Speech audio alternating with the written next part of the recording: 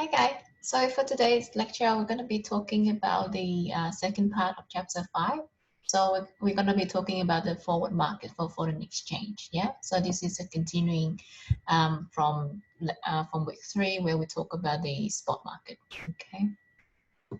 So let me share the slides with you first before we start.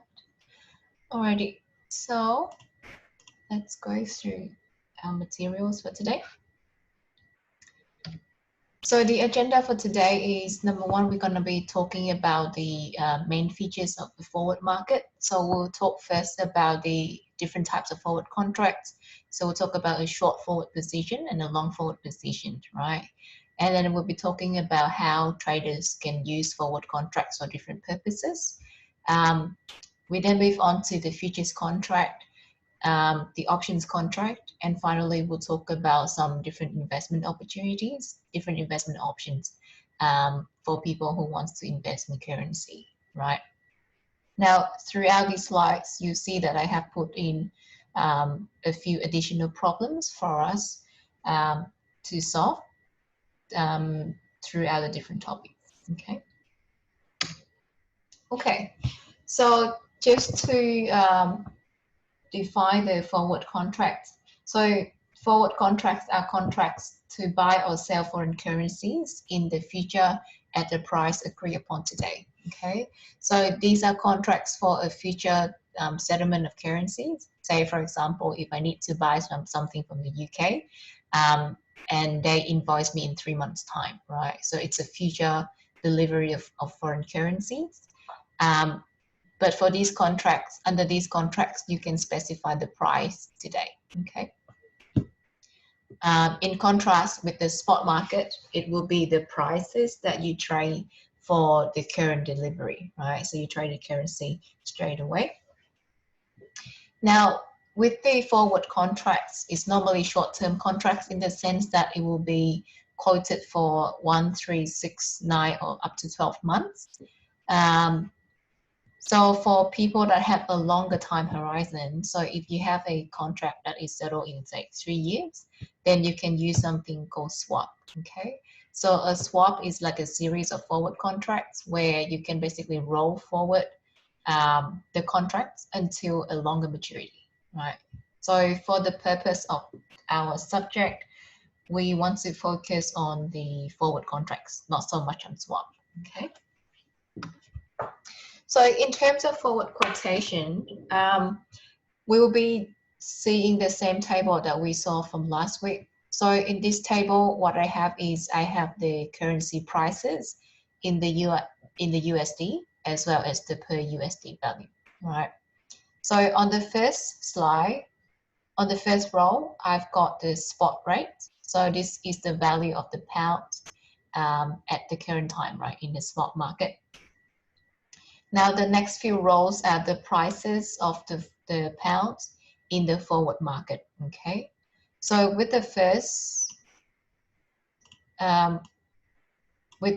row, this is the price of the pound for a 1 month forward contract, which means that if you want to say buy the pounds for a 1 month delivery in the future, you can lock in a rate of 1.4403 today, okay?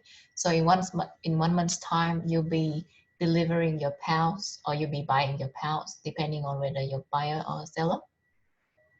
And you'll be settling the contract at 1.4403 USD, okay, per pound.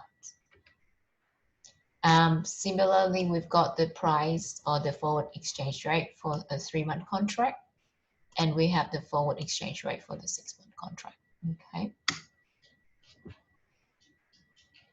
So considering the example we have here on the slide, now if my spot exchange rate, which is here, is 1.4402, that means at the current market rate, I'll be trading 1 pound for 1.4402 USD, right? Now, if my 6-month forward contract, so 6 months is 180 days. If my 6-month forward contract is 1.4416, that means at the current time, the market is trading the pounds for a 6-month delivery at 1.4416, right? What does it mean? Okay, so if I compare the spot market rate and the forward rate for a 6-month delivery, I can see that the spot rate is lower than the forward rate, right? Which means people are expecting that in 6 months' time, the pounds will be a bit more expensive, okay? So the difference between your spot market rate and your forward rate tells you about the future expectation of the exchange rate, okay?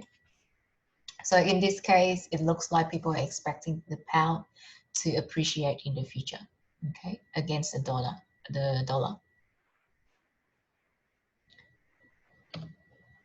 Okay, so in terms of quotation, in the forward market, there are two ways that we can price or we can quote the forward rates.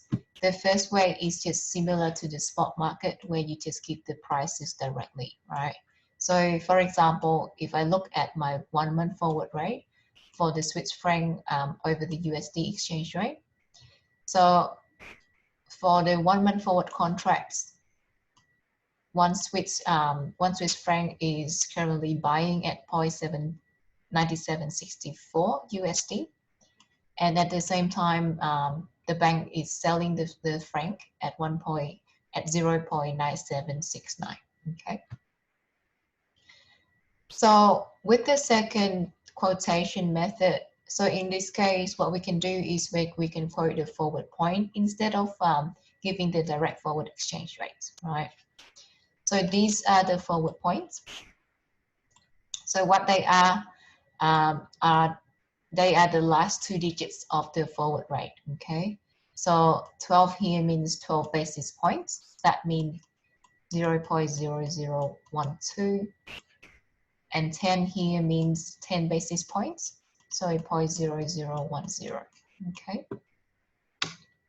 So as a rule of thumb, whenever your left number in the forward point quotation is less than the right number, you would add these numbers onto the spot exchange rate to find the forward exchange rate. Whenever you have your left number higher than your right number, then you would want to subtract these rates from the spot exchange rate to get the forward rate, okay? So for example, let's look at the 1-month forward rate. Now, if we look at these rates here, we will see that the left number, which is 12, is higher than the right number, okay, which is 10. So because the left number is greater than the right number, I'm going to be subtracting these basis points from the spot rate, okay, to find my 1-month forward rate. So in terms of the bid rate, I'm going to be subtracting 12 basis points from the current bid rate. So I'm going to be doing this. And that will give me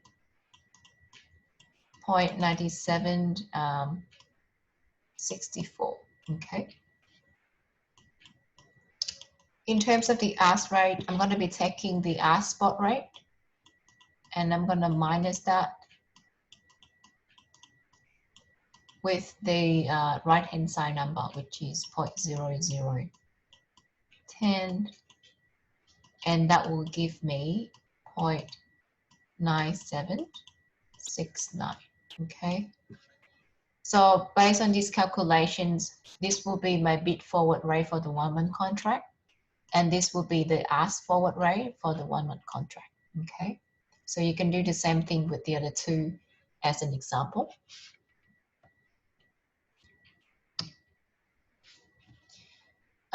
Okay, so based on the forward rates and the spot market rate, you can also calculate something that we call a forward premium or a forward discount, okay?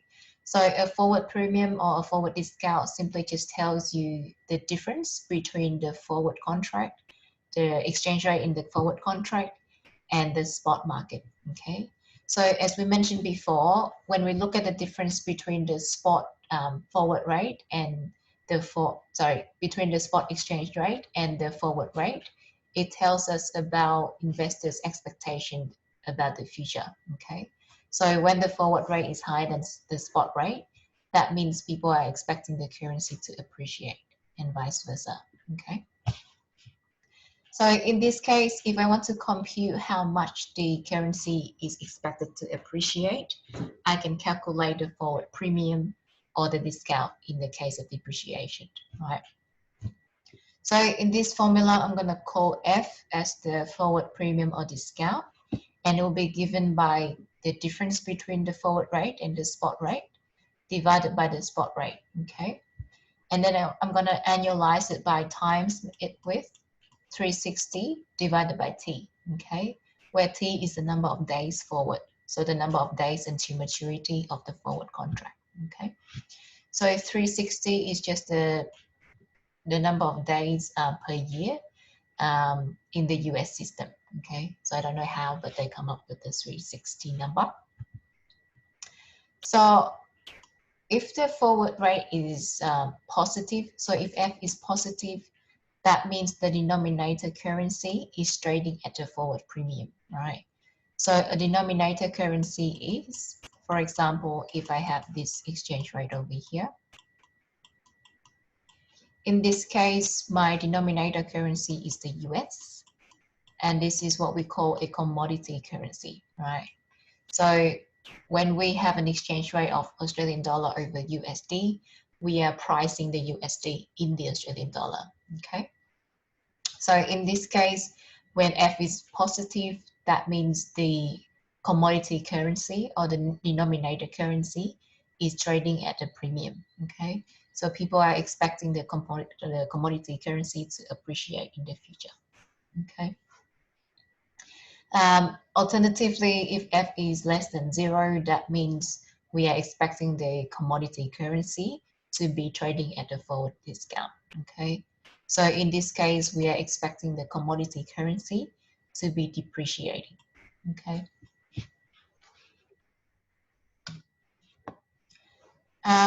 So for example, let's look at this exchange rate here. So in this case, we have the USD divided by the euro, okay? So in this exchange rate, the euro is my commodity currency, right?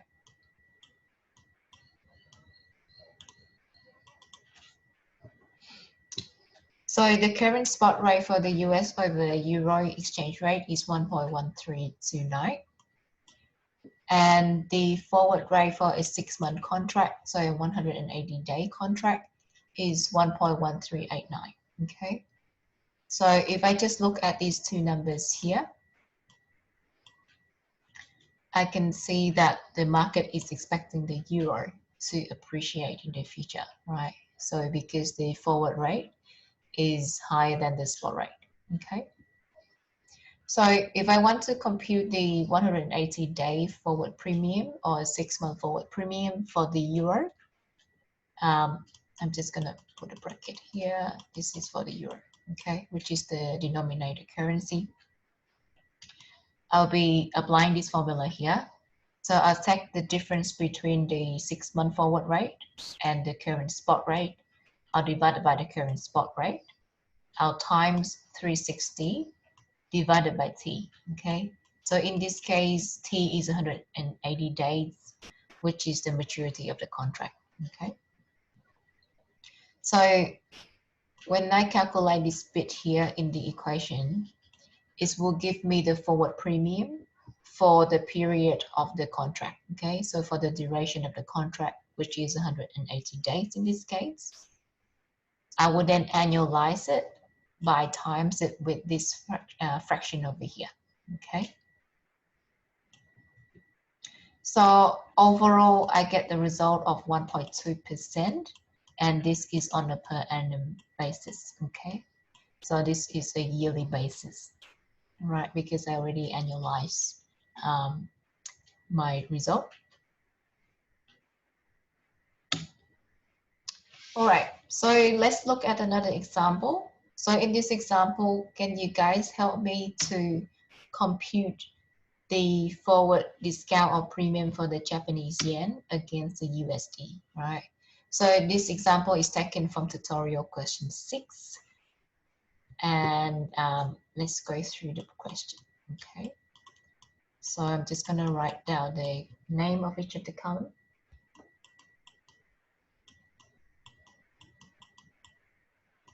Okay, so let's go through the question. Now the question asks us to use Exhibit 5.4 to calculate the 1 and 3 and 6 month forward premium or discount for the Japanese yen against the USD, right? So this sentence tells you that you're going to be calculating the forward premiums or discount for the Japanese yen, okay? So not the USD, but the Japanese yen, okay? So as a result, we find out that for this question, the Japanese yen is the commodity, okay? So the rate that I'm interested in is therefore this exchange rate over here, where my Japanese yen is the denominator, okay? So this is the value of the Japanese yen in the USD, okay? And as a result, from this table, I'll be looking at this column over here, okay? So let's go through this calculation, and for simplicity, at the moment, let's just assume that every month has 30 days, all right? So can you guys go through this example? Let's say just look at the 1 month contract first. Let's take 1 or 2 minutes to work through this problem. And when we come back, we will be going through the solution together, okay? So let's work through the 1 month contract first. And in your own time, we can work through the 3 month and the 6 month contract later on, okay? So I'll give you guys about 1 minute to work through the first contract, okay?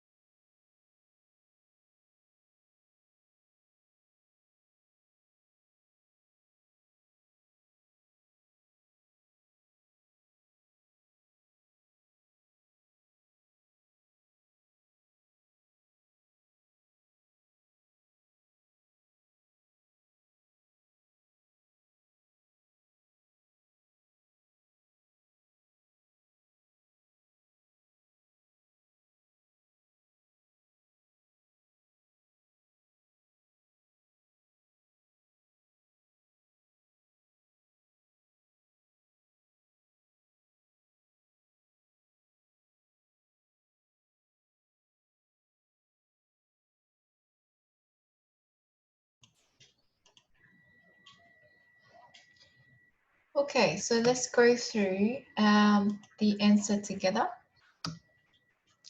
So we're gonna start with the formula first. So here I'm gonna be starting with my forward rate formula. So on the left-hand side, I've got my forward rate. On the right-hand side, I've got my, on the left-hand side, I've got the forward discount or premium. On the right-hand side, I've got my forward rate, the USD divided by Japanese rate, because I want to compute the discount or premium of the Japanese yen, right? So I'll take that, I'll minus it with the current spot rate, then I'll divide it by this current spot rate, and I'll times it by 360 divided by T, okay? So for the 1 month forward contract, the T would be 30 days, which is the number of days in the year, in the month, right? So if I put everything in the formula for the 1 month forward rate first, I will find that we have a forward premium of 0.92% per year, okay, for the 1 month forward contract. If I apply the same formula for the other two contracts, I'll find that I've got a forward premium of 1.13 per 3 months, per year for the 3-month contract. And for the 6 months contract, I've got 1.26, okay, per annum. So what does this number mean? That means over the next 6 months, investors expect that the Japanese yen will appreciate, right? So if you compare the spot exchange rate and the forward exchange rates, you will see that the Japanese yen is expected to increase, okay, against the USD, okay. Now, in contrast, if you look at the per USD values, now these are the values of 1 USD in the Japanese yen, right? Like we said last week. If you look at these values here, you will see that the USD is expected to depreciate over time, right, against the Japanese yen, okay? So if one currency is expected to appreciate, then the other currency is expected to depreciate, okay? All right, so in the next slide, we'll be talking about the different positions in the forward contract. So in a forward contract, you could either take a long position or you could either take a short position, right? So when we say we have a short position in anything, not in just a forward contract, but if you have a short position, that means you're selling something, okay? So short is sell. In contrast, if you have a long position, that means you're buying something, okay? So under a forward contract, if you are long in a forward contract, say if I long in a euro forward contract, that means I'll be buying the euro forward, okay? So I'll be buying the euro for a future delivery, okay? So in a forward contract, the forward rate or the price that we agree on in the forward contract is called F. So F is just the forward rate, okay? As opposed to S, which is the spot rate, okay? So under a forward contract, you will be specifying the forward rate, which is the rate that you settle the currency at. For example, if we look at a long contract for a 6-month position in the pounds, okay? So in this example, we have a 6-month forward contract on 10,000 pounds, okay? Now the forward rate, the forward contract is specified at 1.4416 dollars per pound, okay? So in this case, I agree that I'm gonna be buying the pounds at 1.4416 USD. And I'll be taking the pounds, I'll be buying the pounds in 6 months time, okay? So that's what a long position, a 6-month long position means. So in this case, I'm gonna write my forward rate at 1.4416 USD per pound, okay? I'm going to also call the spot exchange rate at the time that I have to settle the contract. In this case, 6 months. I'm going to call this rate ST, okay? So on the horizontal axis, I've got ST, which is just the future spot rate. On the vertical axis, I've got profit and loss in the futures, in the forward position, right? Forward profit or loss. Now, if I am going to draw a function for a long forward position, it will be an upward sloping line, right? So this is my forward rate, which is 1.4416. And why is it an upward sloping line, right? So remember that this is a long forward, so I have already agreed to be buying 10,000 pounds at 1.4416 per pound, okay? Now, suppose that in the future, in 6 months' time, this is when I will be settling my contract, right? So in 6 months' time, I'll be buying the pounds. Now, suppose at that time, if the market rate, if the spot exchange rate becomes 1.5, okay? So if you think about a person who does not have a forward contract, if that person goes into the spot market to buy the pounds, they will be buying the pounds at 1.5, okay? In contrast, because 6 months ago, we have already agreed on a price of 1.4416, okay? That means for us as a person with a long forward position, we are better off relative to the market because we could buy the pounds at a cheaper rate, okay? Whereas everyone else in the market who does not have a forward contract will be buying the pounds at 1.5, okay? So in this case, if I have a forward contract, I will be better off relative to everyone else in the market. And for a 10,000 pounds position, I'll be better off by 584 USD, right? So where does that number comes from? So the amount that I am better off relative to the market is the difference between the price that I buy the pounds at and the price that the market buys the pounds at, okay? So it will be the difference between 1.5 and 1.4416. Okay. Now, at a nominal amount of 10,000 pounds, this will equate to 584 US dollars. Okay. So this is the amount that I am better off relative to the market. Okay. So this is my payoff, or this is my profit. Okay.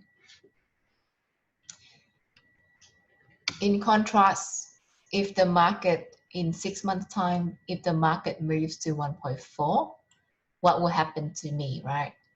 So if the market moves to 1.4, in this case, everyone else will be buying the pounds at 1.4, and I'll be buying the pounds at 1.4416, right? That's because I have already agreed, I already locked in my rate using the forward contract, okay? So in this case, if the market rate depreciates, I will be worse off relative to everyone else in the market because everyone is buying the pounds at a cheaper rate, okay? So the amount that I am worse off by is given by the difference between the market rate and my forward rate, okay? Times my nominal amount, which is 10,000 pounds, okay? So to summarize, if I want to calculate the profit or loss of a long forward position, in other words, if I want to compute the payoff of the forward position, it will be the difference between the market, the future spot market rate, and my forward rate, okay? So whenever the market price increases, I will be better off relative to everyone else in the market because I'll be buying at a lower rate. So in that case, I will have a positive payoff, okay, under the long forward position. In contrast, if the market rate depreciates in the future, I'll be worse off relative to everyone else because I already agreed to pay a higher price, okay? So for a forward position, for a long position, my payoff function is ST minus F, okay? With ST being the future spot rate and F being my forward rate. Okay. So for a short forward position, this is the opposite to a long position in the sense that we agree to buy the currency for a future delivery at a fixed rate, right? So in this case, sorry, we agree to sell the currency at a fixed rate in the future. Okay. So with a short position, this is when we sell the currency at fixed rate, which is F, for a future delivery. Okay. So in this case, I'm going to be starting with the same graph as before to illustrate to you the profit and loss of this position. Now on my horizontal axis, I will still have SD, which is the same as before. This is the spot exchange rate at maturity, right? So the spot exchange rate when my forward contract expires, in this case, 6 months, okay? On the vertical axis, I've got the profit and loss of the forward position, okay? So with a short forward position, it's a downward sloping line.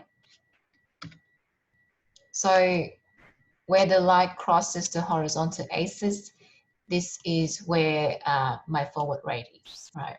So at this rate, if the spot rate is equal to the forward rate, then I either make any losses or any gain, right, in my forward position.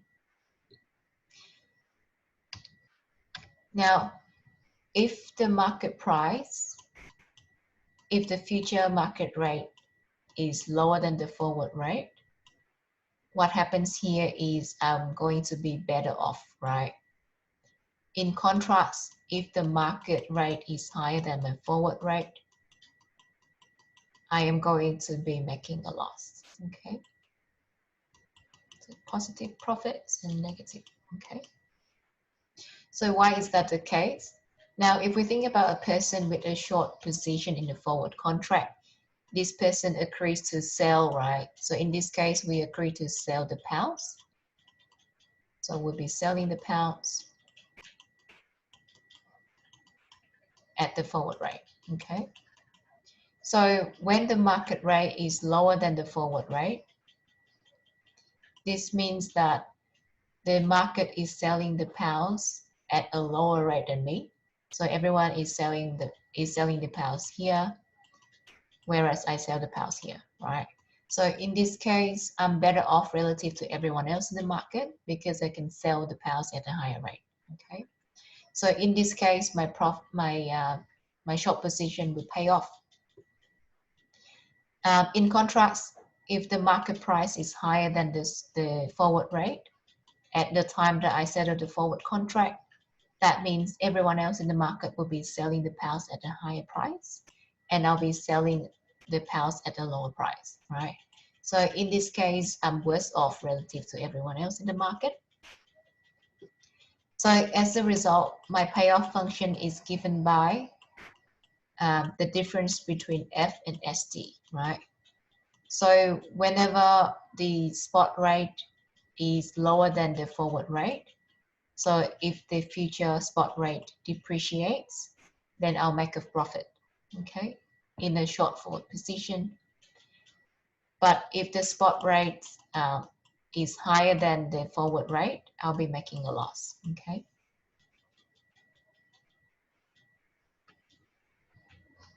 So to summarize, with a short forward position, this will be your payoff function, okay? So F minus ST, with F being your forward rate and ST is the future spot rate, okay?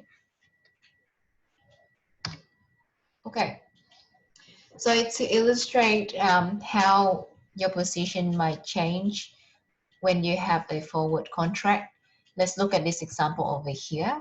So this example is tutorial question 2, okay? So in this case, we have a foreign exchange trader with a US bank, and they just took a short position of 5 million pounds, okay? So the commodity currency we're dealing with is the pounds in this case. Now the exchange rate between the USD and the pounds is currently 1.55. That means the spot rate at the current time is 1.55 USD per pound. Okay.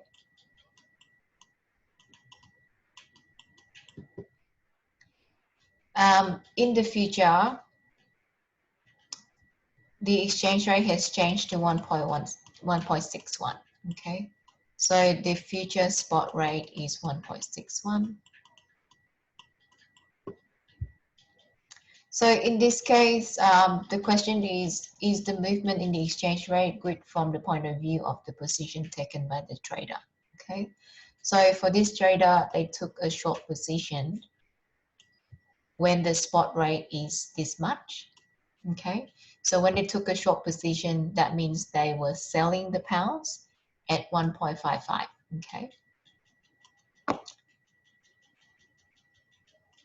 In the second question, we are asked to calculate how much the bank's liability has changed because of the change in interest rate, right? In other words, is the bank's position better or worse? Okay.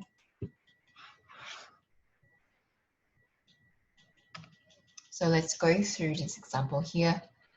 So in this case, what I have is that I have entered into a position when the price was 1.55, right? So at time 0, when I sold the pounds at 1.55, okay? So if I sold the pounds, if I sold 5 million pounds at 1.55 USD per pounds, that means I will get a USD proceeds of 7.75 million, okay? Which is 5 million pounds times the price of each pound. So on the sale transaction, I've got 7.75 million USD, okay? Now, in the future, when the exchange rate becomes 1.61, this is when we have to buy back the pounds, right? So in the first step, we short 5 million pounds. In the future, when the pounds becomes 1.61, we have to buy it back, okay? To deliver the pounds, okay? So just a side note, when you take a short position in the spot market, that is when you sell an asset you don't own yet, okay? So this is when you sell the 5 million pounds without owning it, okay? So in the future, and when you short the 5 million pounds, to short the pounds, you need to borrow the pounds from some other financial institutions, right? For a fixed amount of time. So in the future, to repay the pounds to the lender, you need to buy it back from the market, okay? So in this case, for this bank in question, when they buy back the pounds, the price of the pounds happens to be 1.61, okay? So when you buy back the pounds for delivery, you've got to pay 1.61, okay? So the payment in the USD is £5 times 1.61. Sorry, this is a typo. So your payment is therefore 8.05 million USD. As a result, now if we compare our proceeds and our payments, we'll find that our proceeds is a little bit less than our payment, okay? So in this case, our liability has increased by the difference between the two numbers, okay? So an increase in the liability of 300,000 USD, okay? So this exercise shows you how when you enter into a position in a in a foreign currency market, then whenever the market moves, your position, your value might change, okay? So your account balance might change because of an exchange rate movement, okay? All right, so in the next few slides, we'll talk about different purposes of using forward contracts. Now, the first thing we talk about is hedging, right? So hedging is one of the most important use for derivative contracts, including forward, futures, and options, okay? So when you say hedging, when we say hedging, that means we want to reduce our risk exposure, okay? Or in an extreme case, we want to eliminate all of our risk exposure, okay? So when we use foreign exchange rate contracts, when we use forward foreign exchange to hedge, this is when we want to hedge our foreign exchange rate risk exposure, okay? So the risk here that we're talking about is foreign exchange rate risk.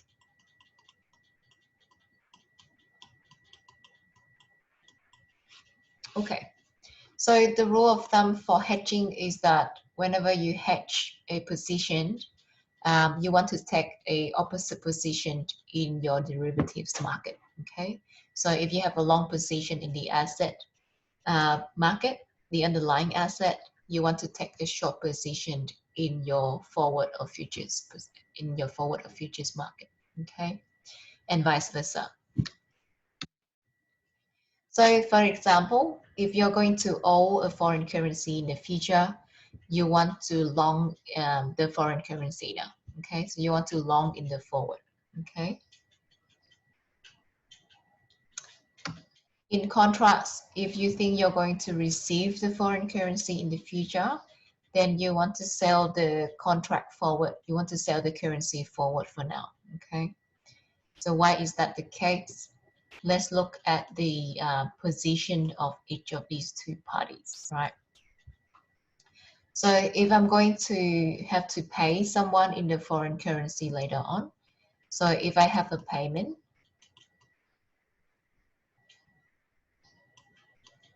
of say 10 million euro in the future, right? In 6 months. So if that's the case, what do I have to do in 6 months' time? I have to, in 6 months' time, I'm expecting to pay my trade partner 10 million euros, right? So in 6 months' time, I'll be going into the foreign exchange market. I'll be exchanging the Australian dollars for 10 million euros, right? So in the future, as a person who owes something, I need to exchange my own currency for the foreign currency in the future, okay? So in this case, when I exchange the currency, when I exchange my currency for the foreign currency in the future, my risk exposure here is that I do not want the foreign currency to be expensive in the future, right? So one way to make sure that I do not have to pay any extra to buy the currency in the future is I'm going to take a long position in the forward contract now to agree to buy the currency at a fixed rate for now, okay? In contrast, if I'm going to receive the foreign currency in the future, so in this case, I'm expecting to receive, say, 10 million euro again in 6 months. So when my trade partner pays me 10 million euro in 6 months' time, I will need to convert that euro back into the Australian dollars, right? So in a sense, I'll be selling the 10 million euros to acquire the Australian dollars at that time, okay? So in this case, I don't want the euro to depreciate because if that's the case, I'll be exchanging 10 million euro for less Australian dollars, okay? So one way to eliminate that risk is I'm gonna agree to sell the euro today at a fixed price that I know, okay? So in this case, I'll be taking a short forward, right? So as an example, let's look at this example here. So in this case, we are a US importer of British woolens, and we have just ordered the next year's inventory, right? So we are expecting to pay £1 million to our trade partner in the UK in 1 year's time, okay? So this is a future payment. This is a future liability. And in this case, we owe someone right? We owe someone a foreign currency. The question here is, how can we fix the cash flows in dollars? Okay, so how do I eliminate all of the foreign exchange rate movement from my proceeds, from my dollar proceeds? So the answer here is, as we saw in the previous slide, we'll be taking a long position in the pounds, okay, for a 1-year forward contract. So in other words, one way is to put ourselves in a position that delivers 1 million pounds in 1 year, okay? So I'll be taking a long forward position on the pounds for a 1-year forward contract, right? The notional amount is exactly the same as my transaction before, which is 1 million pounds, okay?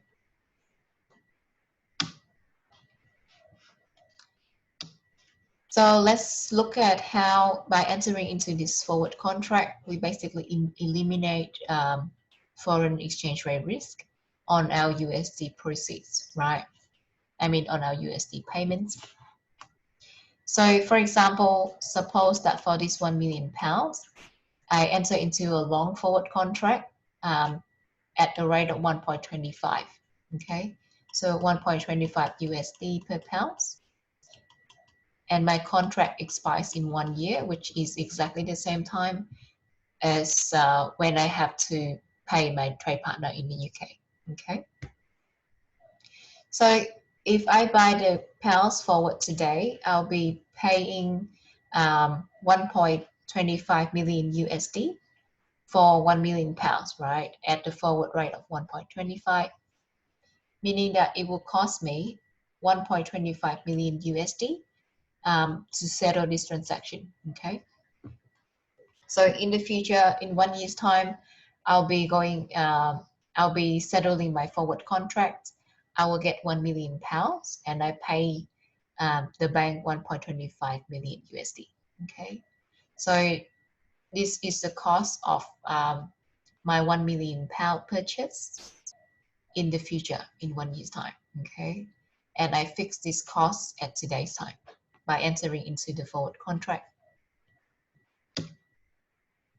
Now, suppose that in 1 year's time, the spot rate in the exchange market is 1.2 USD per pound. In this case, if I did not have a forward contract, I will be settling, I'll be exchanging 1.2 USD for 1 million pounds, right? So in this case, to settle my obligation, to settle my payment, I need 1.2 million USD, okay? In contrast, if the spot rate at that time is 1.3, in this case, I will be buying the pounds at 1.3 USD, okay? So for 1 million pounds, it will cost me 1.3 million USD to settle the transaction, okay? So in other words, if I draw a payoff function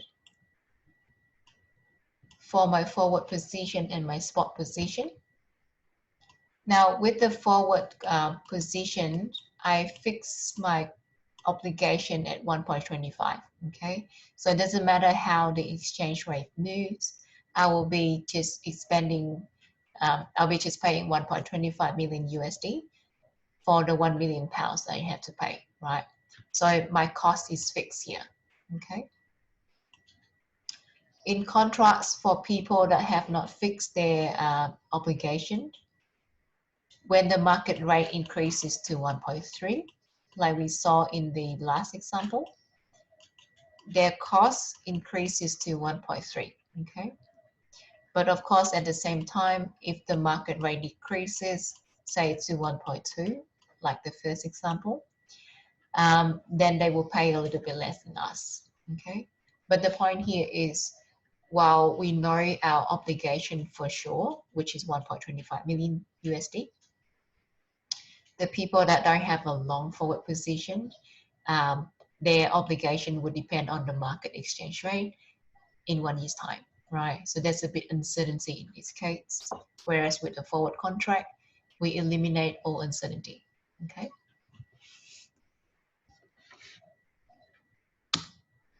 So the second use for forward contract is also for speculation purposes.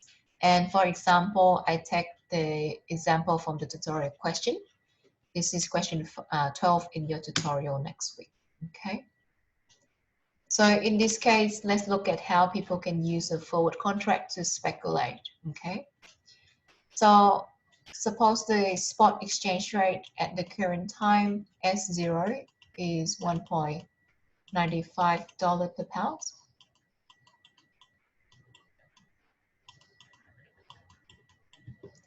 Now the 3-month forward contract, the 3-month forward rate is currently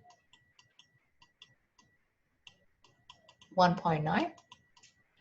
So if we compare the current spot rate and the future forward rate, we can see that the market is expecting the pound to depreciate in the future, right?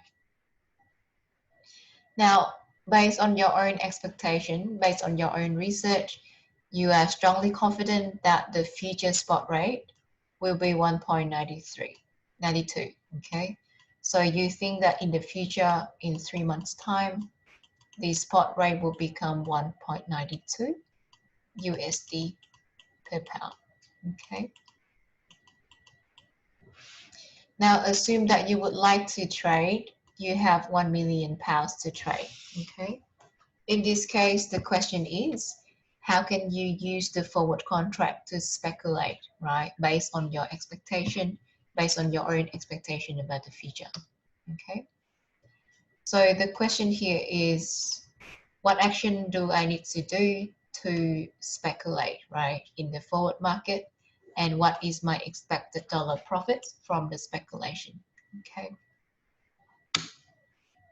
The second question is, if I turn out to be wrong, if the actual future spot rate turns out to be a little bit different from my own expectations, in this case, what will be my profit, okay?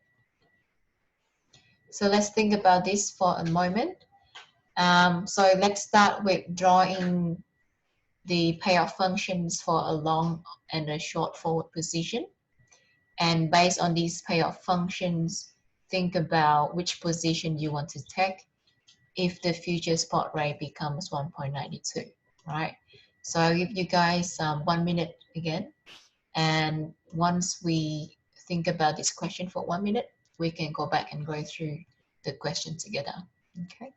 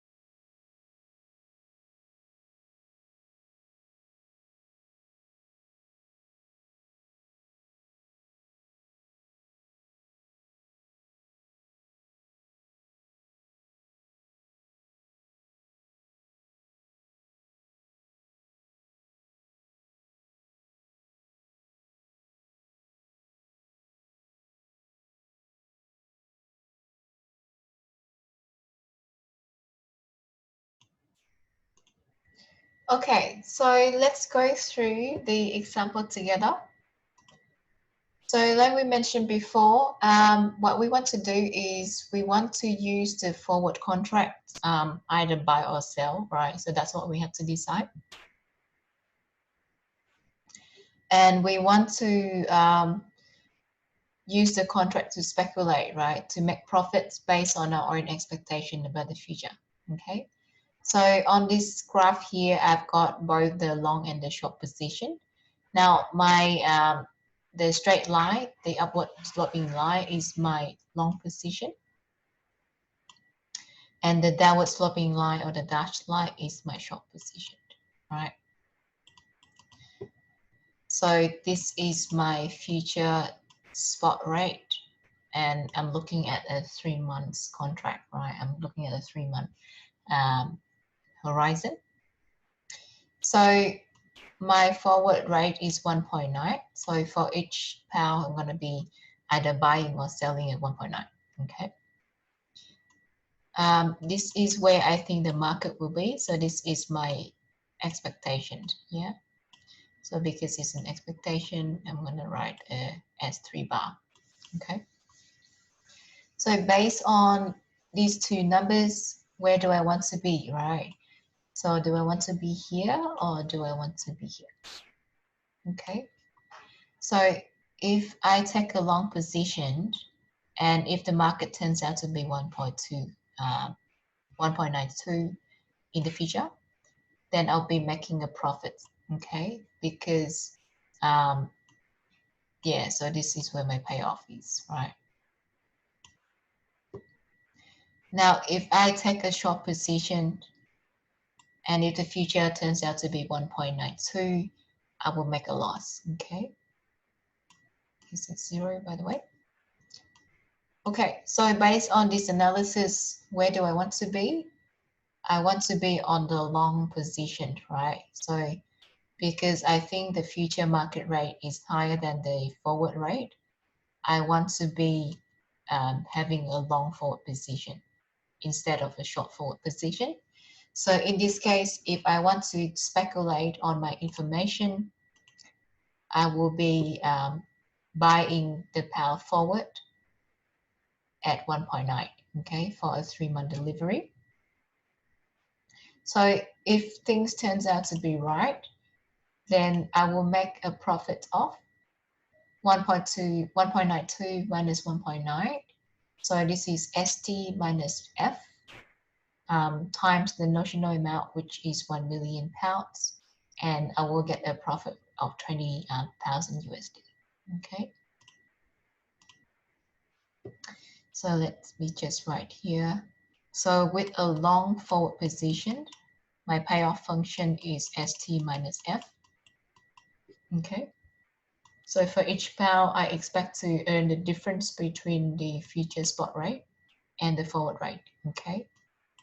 And because I have 1 million pounds, I'll times it by 1 million.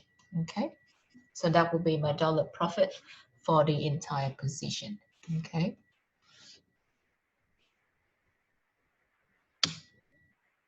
Now, in contrast, if the market turns out to be just 1.82, so the future exchange rate is a bit less than what I expected, then what will be my position, right? So what will happen to my position?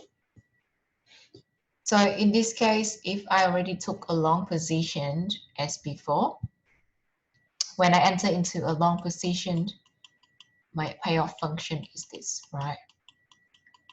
So in the future, if the future spot rate turns out to be lower than my forward rate, so in this case, my future spot rate is 1.86 and my forward rate is only 1.9, is 1.9, okay?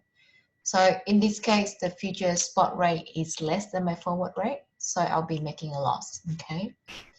So how much do I lose for a 1 million pound position?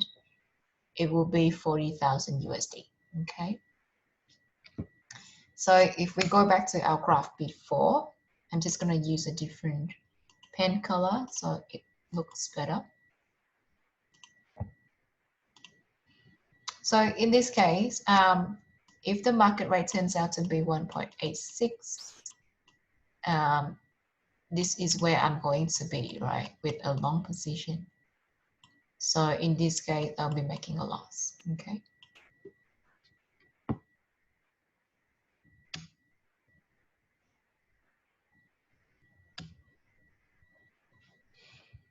Oh, and by the way, so with this example, the difference between this example and the previous example of hedging is that with the case of speculation, you can see that when you enter into a forward contract, your position will change, right? So you will make a loss or a gain based on the market movements in the future, okay? Whereas in the hedge position, when you use the forward contract to hedge, you will find that your position will be fixed, okay? So the key difference between the two is that with speculation, you do not have a position in the asset market, okay? So in this case, you don't have any foreign currency to receive, or you don't have any foreign currency to pay, okay? Whereas with the hedging example, you already expect a future position in the asset itself, and you will just enter into the forward position to protect your own position in the underlying asset, okay? So that's the key difference between the two purposes. Okay, so with the next discussion, we'll talk about the cross rate in the forward market. So with forward cross rates, the calculation will be exactly the same as what we did for the spot rate. The only difference is, of course, we have to use the forward rate in this case, okay? So for example, in this example, I've got three currencies. I've got the USD, I've got the euro, and I've got the pounds, okay? So the prices that I have in this table are the prices of the euro or the pound in the USD, right? Or it will be per the USD, okay? But what I want here is I want to calculate the cross rate euro and pounds, okay, for a 3-month forward contract. So what I have here is I've got the euro divided by the pounds, okay? So in this case, my commodity is the pound and my measurement currency is the euro, okay? So as before, I'm going to be starting with my cross rate on the left. And instead of writing S for spot rate, I'll be writing F3. Oopsie, let me erase it. I'll be writing F3 for the 3-month forward rate. On the right-hand side, I'll be having the euro divided by the USD, which is my common currency. And I'll times it by the USD divided by the pounds. Okay. So where do I find these numbers? In the first one, it will be the per USD value for the euro. With the second one, it will be the in USD values for the pounds, right? Which is here. Oopsie. With the first one, I've got my arrow wrong. Should be here. Okay. So what I'll do next is that I'll take this, I will times this, and I'll get this number over here, right? So I'll take this, I will times this, and I'll get 1.2690, okay? An alternative way is we can do this here. So I'll take 1.4408 and I'll times it with the reciprocal of this number, right? Which means I'll times it by 1 divided by 1.1353. Okay. So either way, I should be getting the same number. Okay.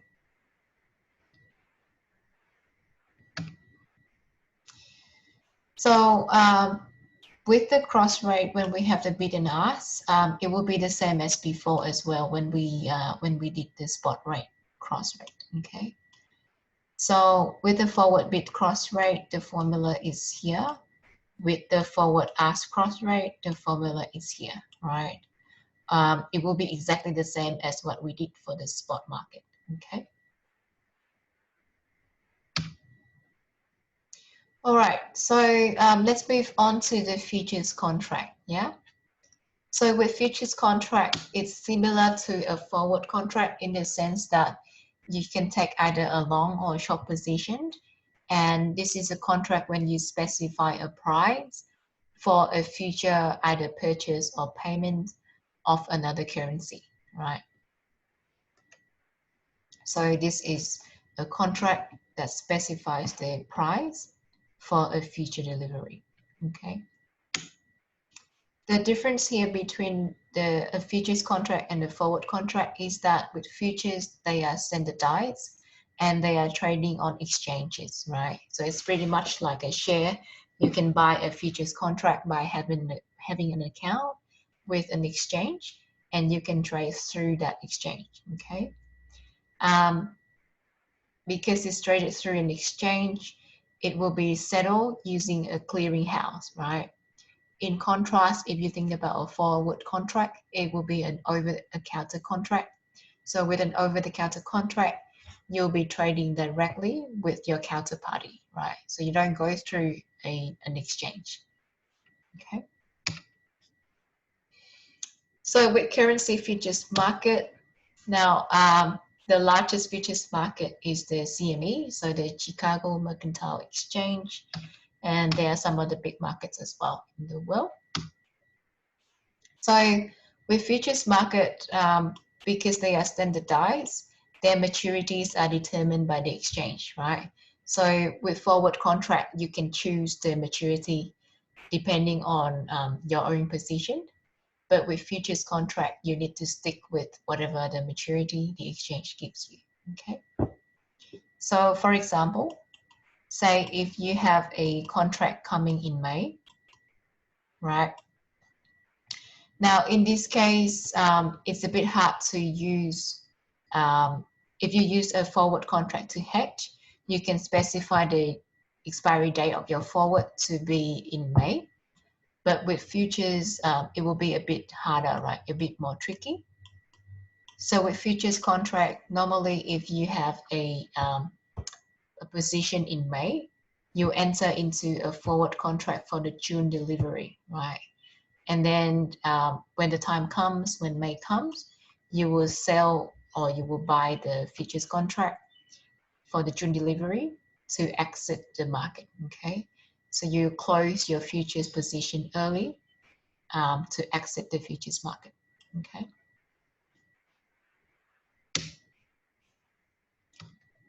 Okay. So let's look at one example for a futures contract, right? So because they are traded on exchanges, after every closing day, you can get some statistics about how the contracts are traded, right? With futures contracts, let's look at this example here where we have the Australian dollars, okay? So how do we read this number?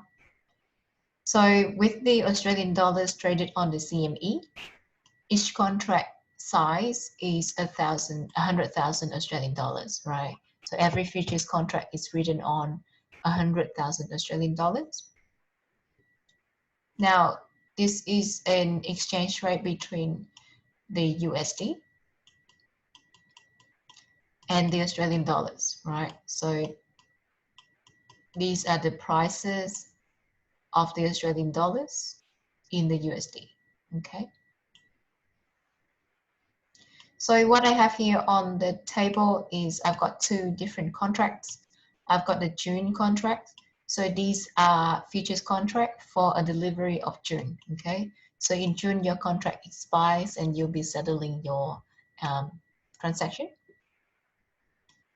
In the second row, I've got the September contract, okay? So these are the contracts for the September delivery. So on the first column, I've got my opening price. So these are the prices of the futures contract at the opening of the day. These are the highest price for these contracts on the day, and these are the lowest price, okay? The settle price is normally the closing price. So these are the closing prices for the two futures contract that we have on this particular Australian contract. These are the changes in the futures prices between the current day and the day before. The open interest tells you how many outstanding futures that are currently traded in the market, okay? Okay, so with the futures market, one important features of the future market is the daily settlement process, or the marking to market process, yeah? So what happens here is when you open a futures account, you will deposit a certain amount of money, and then your account will be settled every single day based on the market prices, okay? So the rule is every time when the price goes up, the short pays the long, and anytime when the price goes down, the long pays the short, okay? So what it means is that depending on either you have a long or a short position, if you make a loss on that day, money will be deducted from your account. And if you make a gain on that particular trading day, you will have additional money in your account, okay? So this is the key difference between a forward contract and a future contract, okay? With the forward contract, you will wait until the maturity to settle the contract. With a futures contract, you will have to calculate your balance every single day until the maturity of your contract or until you exit the market, okay? So why do people do so? Now, the reason for the marking to market process is that it will help the exchange to find out, to settle your losses on a daily basis, and it prevents your losses from accumulating over time, okay? So this is to protect the exchange. So as an example, let's look at a long position in the British pound futures contract, right? So remember, with a long position, this is your payoff function, yeah? So with a long position, it will be the difference between the the future spot rate and your forward rate, okay? So the contract size is 62,500 pounds. So this will be your nominal amount. The price is quoted in the dollars. That means here we have the exchange rate of USD divided by pounds, okay?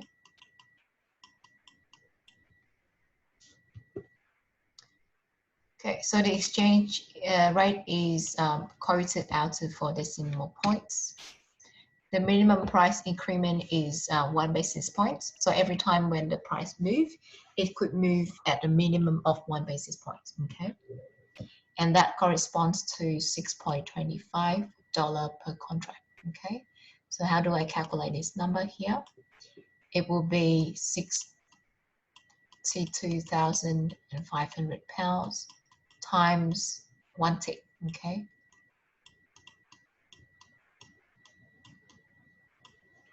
So every time when the market move, it will move up or down by a minimum of 6.25, okay? So we go long in the futures position at 1.3. This means that my forward rate is 1.3, yeah? At initiation of the contract, the long posts an initial performance bond of 1,062 and 625 USD, okay?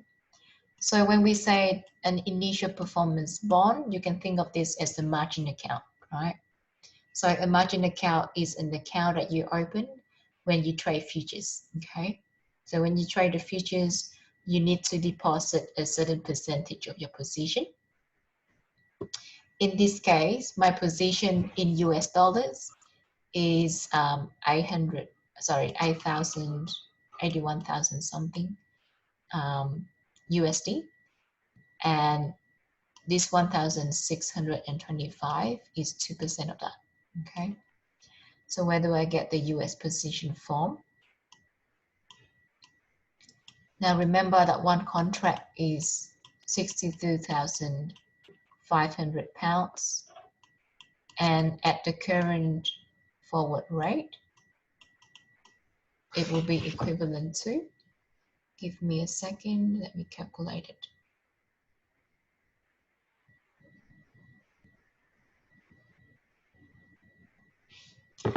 It will be equivalent to 81,250 US dollars. Okay.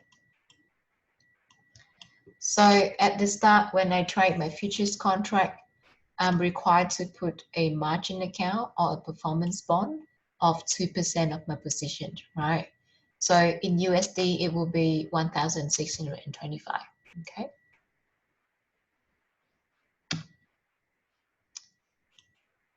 So the maintenance performance is 1,300 USD. What this maintenance performance bond means is that this is the minimum level, this is the minimum amount in your account, right? So if your account is anything lower than this, you will need to top up your account, okay? So for the marking to market to happen, everyday losses or gains will be deducted or added directly into your performance bond, okay? So in this example, we start with this amount here. So our opening balance is 1,625. The maintenance level is 1,300.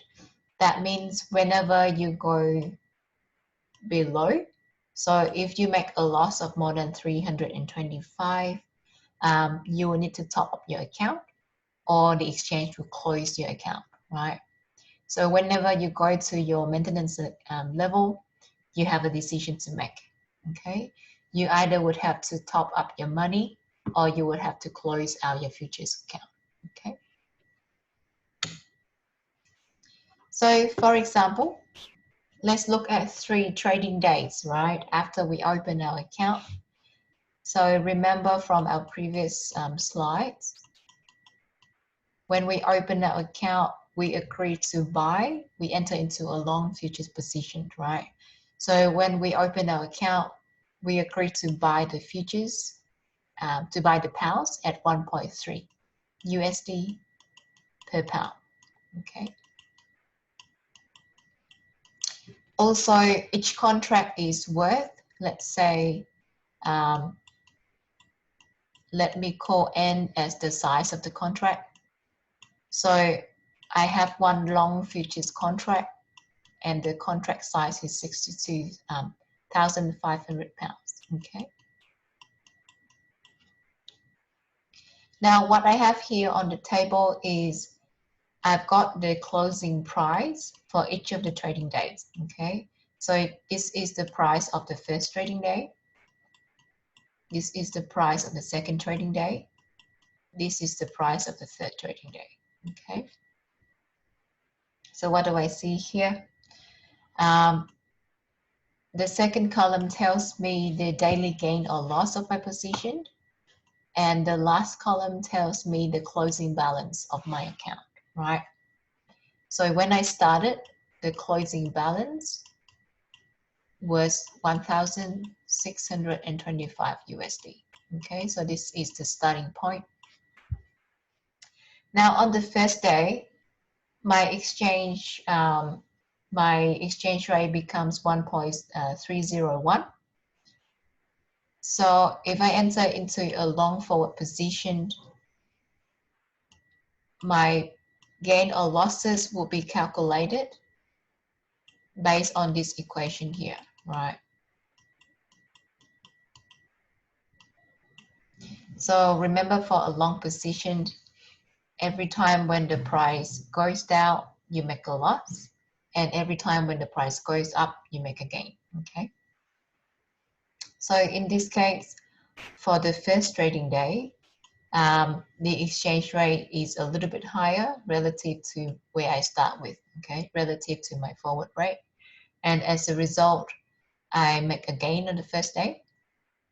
So to calculate my gain, I'm going to take the difference between the current price and my forward rate, and I'm going to times it with the notional amount, okay, with the contract size.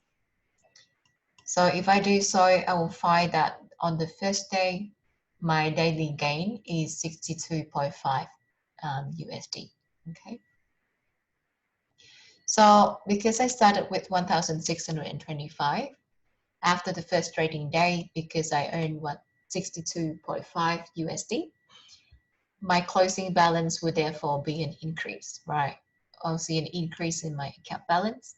So after the first trading day, my account balance becomes 1,687.5, okay? So on the second day, the exchange rate drops to 1.2980. And in this case, what do we think about our position here? So when the price drops, I would expect to see a drop in my profits as well, right, for a long forward position. So to calculate the gain or loss on that particular day, what I'm doing here is I'm going to take the current price, which is 1.2980. I'm going to minus the previous day price, which is 1.3010. Okay. I'm going to times it by the contract size.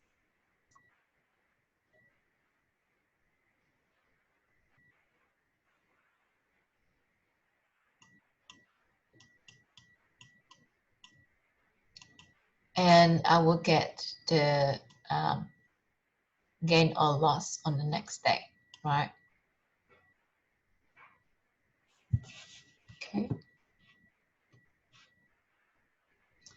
Let me check my answer to make sure.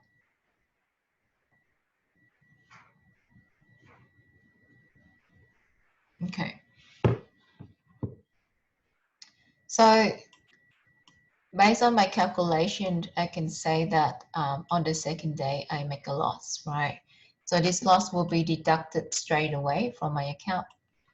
So on the first trading day, after the closing of the first trading day, my account balance was 1,687.5 US dollars. Okay.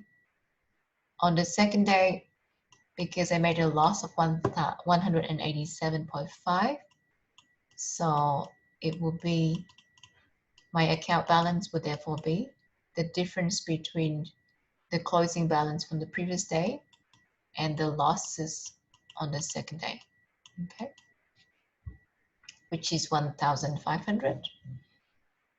Now on the third trading day, when we move on to the third trading day, the price drops further, and because the price dropped further, we expect another loss on the third day, right?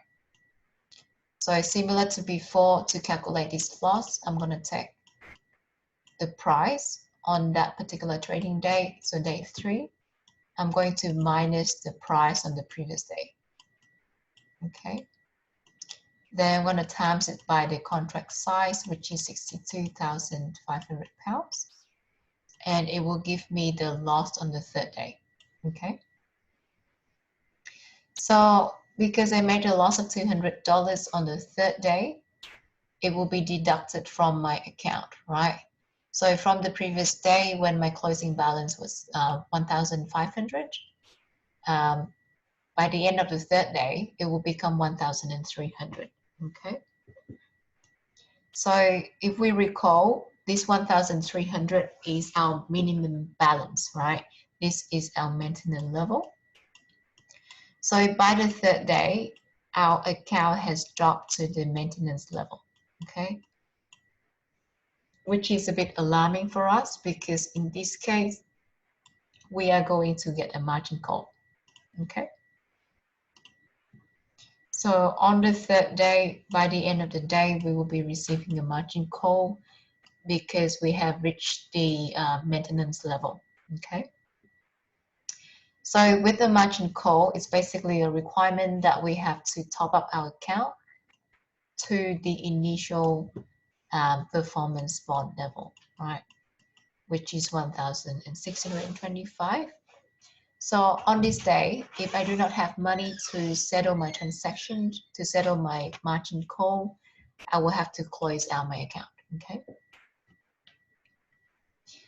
So with this position on the third day, after the third day, what is my overall profit or loss, right?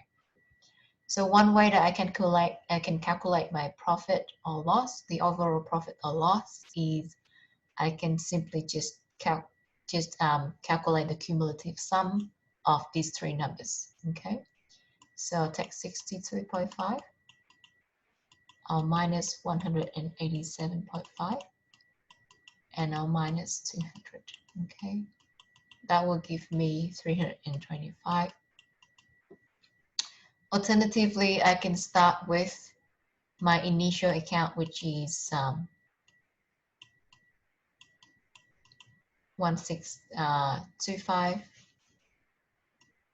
and I will, sorry, I'm just gonna write here. So this is what I end up with. So 1,300. This is what I start with. So 1,625, and this will be a loss of 325. Okay. Another way to calculate my overall profit or loss after the third day is I can start with the payoff function of a long futures position, right? So I'm going to write ST minus F times the contract size, where ST is the price on the third day, so 1.2948, sorry. I'm going to minus the forward rate, which is 1.3, and I'm going to times it by 62,500. And I'm going to get exactly the same, which is a loss of 325. Okay.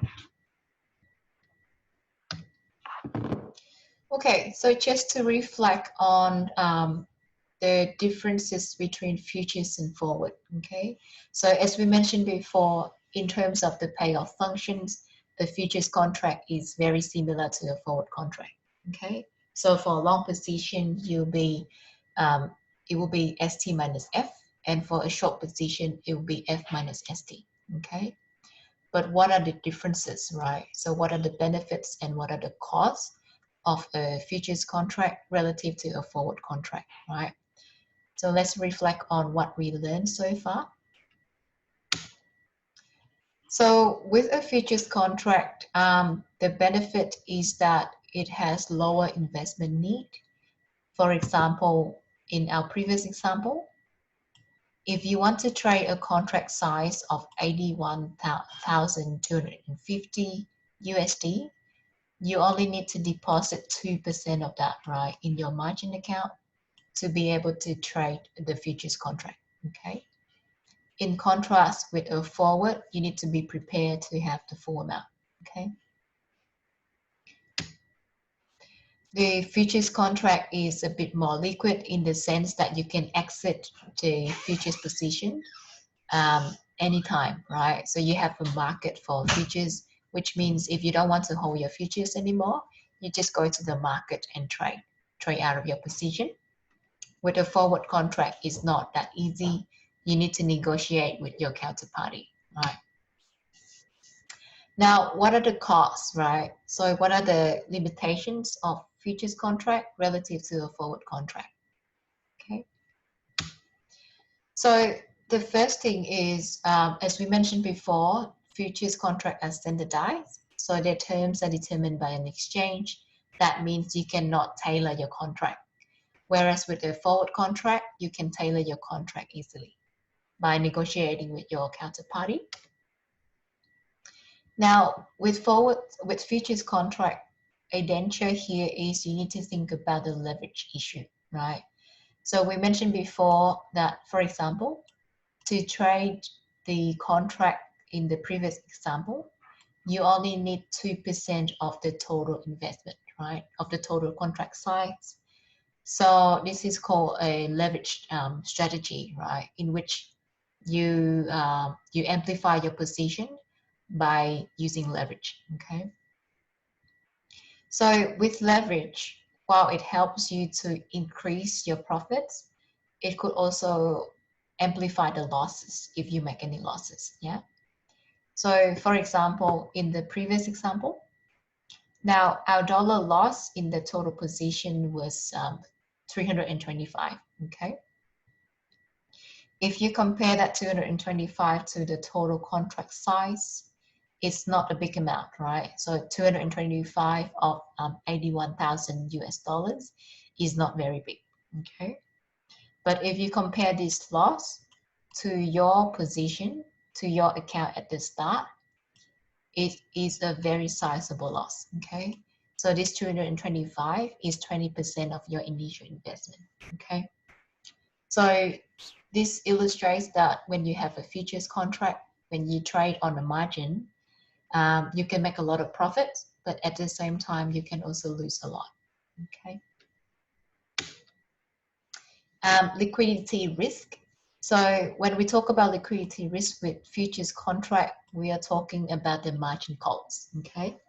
So in our example, whenever we lose more than $325, we have a margin call, okay? So in this case, when we get a margin call, we need to be able to top up our account, otherwise the account will be lost, okay? The account will be closed. So this creates a liquidity pressure for futures traders. In contrast with forward contracts, you don't have to mark the market every day. That means you don't have to worry about the liquidity, okay, until the maturity of your contract. All right, so in the last few slides, we'll be talking about the final types of derivatives contract relevant for this course, okay? So we'll be talking about the options contract, okay? So as an overview, an option gives you the right, so an option gives the holder the right but not the obligation to buy or sell a given quantity of asset, right, in the future at prices agreed upon today, okay? So similar to forwards and futures, an option is for a future delivery of currency, but we can fix the price today, okay? Now with options, it's a bit more complex because we have different types of options. So with options, we can have a call and a put. With a call option, this is when you have an option to buy an asset, okay? So with call options, they give you the right, but not the obligation. It will be very important later on. So you have the right to buy an asset at some fixed price agreed upon today, okay? With a put option, this gives you the right to sell an asset today, okay?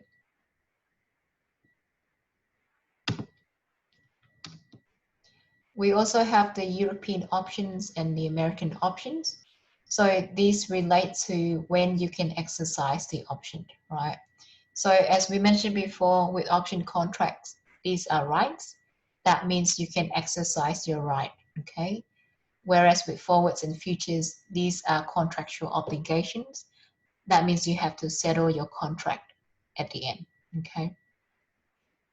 So with European options, you need to exercise your option at the maturity date, at the expiration date or maturity date.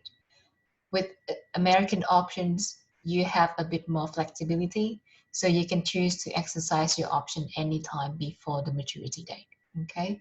So because of this flexibility, the American options tend to be a bit more expensive relative to similar European options. In options, there is an important concept called money nets. So money nets refers to whether it's profitable for you to exercise the option or not, okay? So when it's profitable for you to exercise the option, this is when we call the option as being in the money. When the option is not profitable to exercise, we call this an out of the money option, okay? So when the option is at the money, that is when the price is equal to the strike price, okay? So just a few examples of different contracts in currency options. So for example, with the Australian dollar option, each contract size is about 10,000 Australian dollars, okay? And so on and so forth. So you don't need to memorize these details. If you have a question about options in your exam or in your test, we will give you the size of the option contract, okay? So let's look at the payoff functions of different option positions, okay? So let's focus on the call options first, okay? So with call options, these are options to buy, okay? So you want to buy the currency in this case. Now, with an option position, we can classify an option into two positions. One is a short position and one is a long position, right? So long options are the holders of options. So as a holder of an option, you have the right to exercise the option, okay? Short positions are people that write the options. So think about, say, for example, an insurance contract, yeah? So we as the buyer of the insurance, we are the long position, okay? So we are the holder of the insurance contract, whereas the insurance company, so they are the people that provide the insurance. So they have the short position in insurance, okay? So they are the writer of an insurance contract, okay? So in options, the long position has the right. The short position does not have the right, right? The short position stands there ready for the long position to exercise their contract against them, okay? So for example, let's go back to the insurance example. So when you buy a car insurance, you pay premium to the insurance company. And when you have an accident, you can claim against them, right? So when you have an accident and you claim against your insurance company, they have an obligation to pay you, okay? So with an insurance company, it's similar to a short position in option, okay? So given that's the case, let's look at their payoff functions, okay? So on this slide, I've got my payoff functions for a long call, which is the red line here, and a short call, okay? So I'm just going through the terminology first. So E is my exercise price or the strike price of the option. So this is the price that I specify under my option contract, okay? So for example, if the exercise price is 1.3 USD per pound, that means if I buy the option, I have the option to buy the pound at 1.3, okay? So the second term is C0. So C0 is the premium of the option, okay? So this is the cost of buying the option, okay? So think about insurance again. This will be similar to the premium that you pay on your insurance, okay? ST, so once again, this is the future spot rate, okay? I've got two arrows here at the end. So one is for out of the money. So this is when the call option becomes less profitable. And on the right hand side, I've got in the money. So this is when the options are profitable, right? This is when the call, the long option is profitable. Okay. So let's go through this graph here. So with a long option, with a long call, this is an option to buy the asset, right? So if I buy the asset at price E, at the strike price of E, every time when this spot exchange rate increases, I will have a positive profit. Yeah, does that make sense? So this is similar to a long futures position or a long forward position, right? So on the right hand side, my long call is very similar to a long forward position. Okay, so every time when the spot price increase, when the future spot price increase, my profit increases as well. Okay. Now on the left hand side, it's a little bit different. Okay, so on the left hand side, because I have an option to exercise the option or not. Now, when the share price decreases, this is when I make a loss, right? For a long position. I'm just going to use the pen to draw. So if we don't have the option to exercise or not, whenever the spot price decreases, I'm going to make a loss on my long position, right? Now, this is the case for my futures and my forward, yeah? But what happens here is with my option, because I have an option to either exercise the option or not, when I think that I'm going to make a loss, I will just decide that I'm not going to exercise the option, okay? So in this case, when I don't exercise the option, I am not worried about the losses I'll be making, okay? So this is the major difference between your futures or your forward contract and your option contract, okay? So with an option, you have a potential for unlimited gains, but on your downside risk, you basically cap it at the premium, okay? So the maximum you're gonna lose in your option is the premium that you pay to the writer, okay, to the short position. So if I want to summarize the payoff for a long call option, I will split them into two, right? So one, if my share price is higher than the strike price, which is when I'm on the right hand side here. In this case, my payoff would be ST minus E, right? So this payoff function here is simply just ST minus E, which is the difference between ST and E, okay? Now, on my left-hand side, whenever my strike price is lower than or equal to E, I'm going to not exercise my option, okay?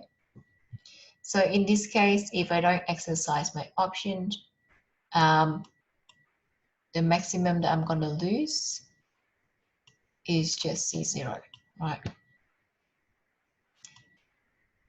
Okay, sorry, I'm just going to talk about payoff now. I'm not talking about the premium yet. So at the moment, just forget about the premium. So if I don't exercise the option, I'm going to just let the option expire worthless. So besides the payoff in these two scenarios, I need to take into account the premium as well, right? So it doesn't matter what happens in the future, I will be having to pay the premium to enter into the option position, okay? So when I pay the premium, I'm going to subtract it from my payoff, okay? So in the payoff function, I'm going to put a minus C0 to reflect my option premium, okay? So in other words, I can write my payoff function as follows. So my payoff function for a long call is the maximum between these two minus the premium, right?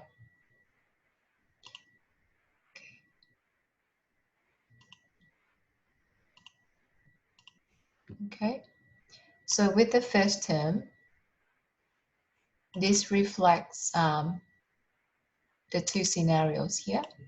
So if the share price, if the spot price is higher than the exercise price, I'm going to exercise my option, in which case I will get ST minus E. Alternatively, if the spot price is less than E, I am not going to exercise my option, and therefore I'm going to let the option expire worthless. Now, regardless of what the future looks like, I am going to have to pay a premium anyway for my option. So I'm going to have a second term for my payoff function, which is minus C0, okay?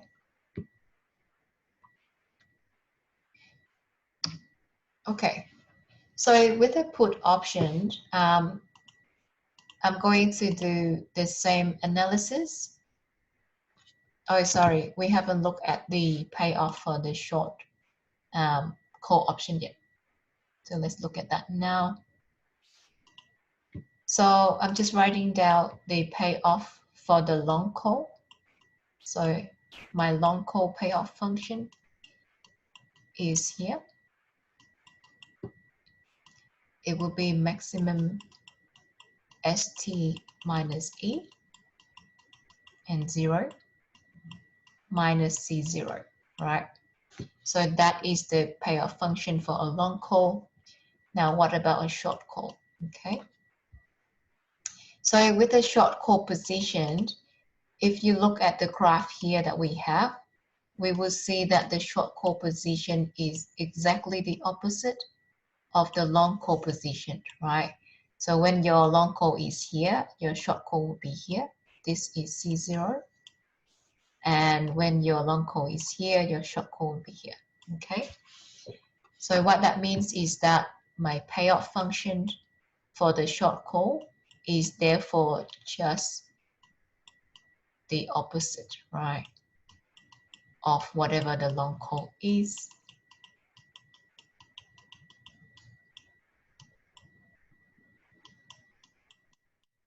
I'm going to use a square bracket here,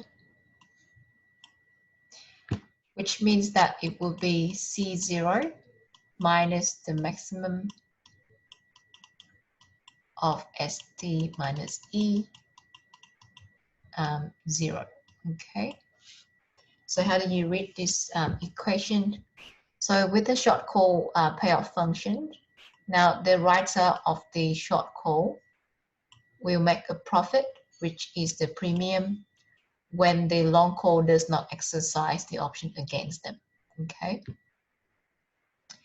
When the long call option exercises against the short call, the short position will make a loss, and this loss is exactly the opposite of the gain of the long call position, okay? So with a short position in option, you have a fixed payoff, you have a fixed profit, but your potential risk is unlimited, okay? It's similar to an insurance in a way. Okay, so what about put options, okay? So put options are option to sell, okay? So you want to sell your currencies in this case at a fixed price of E, which is your exercise price, or sometimes we call it a strike price, okay? So with the put option, you also have two positions. You have a short position. This is for people that write the option. And you have a long position, which is for people that buy the option, okay? So when you buy, you need to pay a premium. When you short, when you sell the option, you get paid the premium, okay? So in this case, with a long put position, the payoff function is here on the red line. Now, the first part of the long put payoff is similar to our forward and futures payoff, okay, for the short position. Okay, so for this part here, it's just similar to a short forward or short futures.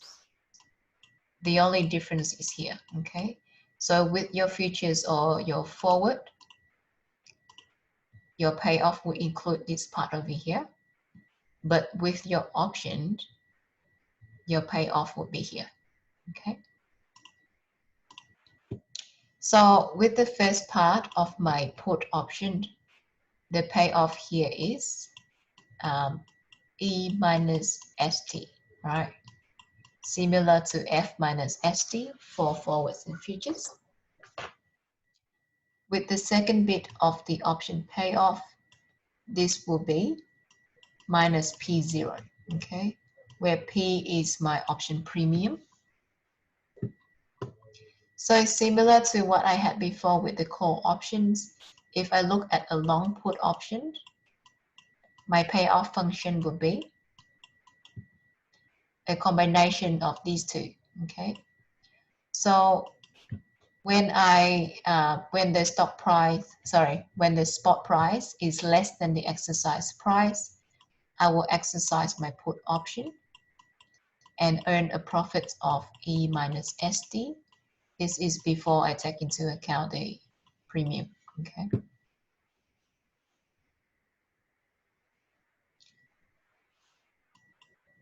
If the spot market price is higher than the exercise price, I'm going to not exercise my put option, and in which case my option is worthless. Now, because I have to pay the premium for a long position, I will also minus the premium, okay, in my payoff function. With the short position in the put, it will be exactly the opposite of the long position, yeah? So I'm just going to look at the short position here. So with the short position, I'm looking at the blue light here, okay? So when the long option is here, my short option will be here. When the long option is here, my short option will be here, okay? So my short put option is exactly the opposite of my long put option. So I'm just gonna write minus max E minus ST 0 minus P0, okay? So that would be P0 minus the max, okay? So once again, with the short put option, because you write the option and you stand ready for people to exercise the option against you, you potentially can lose everything, right? So you can lose everything here. But on the upside gain, you get paid an upfront premium, okay? And that is the reason why people write options. Okay. So in the last bit of the lecture, we will talk about exchange traded currency funds. So when we talk about an exchange traded fund, this is when you have like a mutual fund. So a pool of funds from individual investors. And this fund is traded on the market, okay? So this fund is managed by a portfolio manager. They will invest in different assets and they will be traded on the market so that individual retail investors can participate, okay? So with currency exchange funds, the asset that these funds invest in are currencies, right? So they will hold a portfolio of different currencies. For example, with the currency shares Euro Trust, so this is an ETF that is traded on the New York Stock Exchange.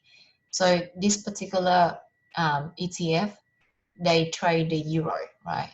So they hold the euro in their portfolio, and they track the performance of the euro against the USD. Okay. So with currency ETFs, they are similar to any other ETFs in the sense that they provide investors a different way, especially small investors. They provide these investors an opportunity to get exposure to a bigger portfolio, right? So you can get exposure to different types of currencies with a very limited amount of funds, okay? So this is the end of the lecture for this week. For next week, we will move on to the next bit of the subject, which is we'll talk about parity conditions, okay? So we'll talk about different trade parity conditions next week, okay? So our job for next week's tutorial is to revise the important concepts of derivatives. So we talk about forwards, we talk about futures, and we talk about options for today, right? So next week in the tutorial, we'll cover this concept in greater details. Secondly, we would also look at an arbitrage problem, okay? All right, so that's it for today. Thank you so much, guys, for looking at the videos. I'll see you next week in the class, okay?